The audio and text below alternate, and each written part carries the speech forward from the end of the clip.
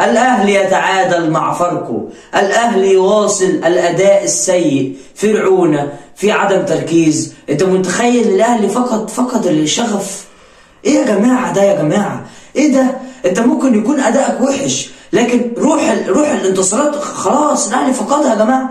مش ممكن. فين الاهلي بتاع بلس 90؟ الاهلي بيحسم المباراه في الدقائق الاخيره. مش موجود يا جماعه، مش موجود. ايه ده؟ ايه ده يا جماعه؟ حاجه غريبه وحاجه بصراحه انا متفاجئ، لكن انا مش مستغرب. انا كواحد كيوسف انا بصراحه مش مستغرب ابدا.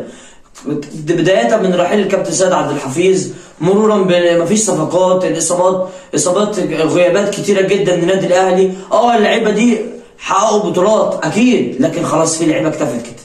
خلاص النهارده المباراه طبعا هنخش تفاصيل اللقاء طبعا، وما تنساش طبعا دعمكم ليا واللي دايما بتشرف بيه. لكن الاهلي بصراحه يا جماعه، انت الشوط الاول انت مستحوذ، ولكن الخطوره اكتر فاركو النهارده بقياده بصراحه المحترم احمد خطاب، اللي النهارده اللعيبه اتفاجئت من اداء الاهلي.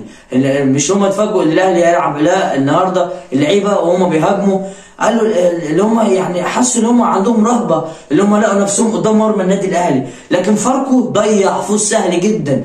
الاهلي انا لو مسؤول في فاركو والله العظيم وربنا لحس لعيبه فاركو دي وقرر عليهم غرامه النهارده، ان الاهلي بالمستوى السيء والمستوى الهزيل ده وانت مش عارف تكسبه. ايه ده؟ امال هتكسب الاهلي امتى؟ الاهلي مش كده. يعني انت ده فاركو اكتفى بتعادل بس، اكتفى. يعني لو تخيل لو فاركو النهارده لو اللعيبه دي صدقت نفسها اللي هم بيهاجموا النادي الاهلي وند مع النادي الاهلي خصوصا في الشوط الثاني، كانوا صدقوا نفسهم وكانوا كسبوا. فرص بالجمله النهارده ضاعت من احمد شريف بصراحه، وعمر ناصر ضيع فرصه، وزهير المرتجي بالتخصص سجل هدف رائع في الشناوي اللي بيترمي عليها من 3 سنين. فاكرين النهائي بتاع 2022؟ هو اللي الراجل كان بيلعب في الوداد المغربي، ونتمنى له السلامه. طبعا خرج النهارده بسبب الاصابه.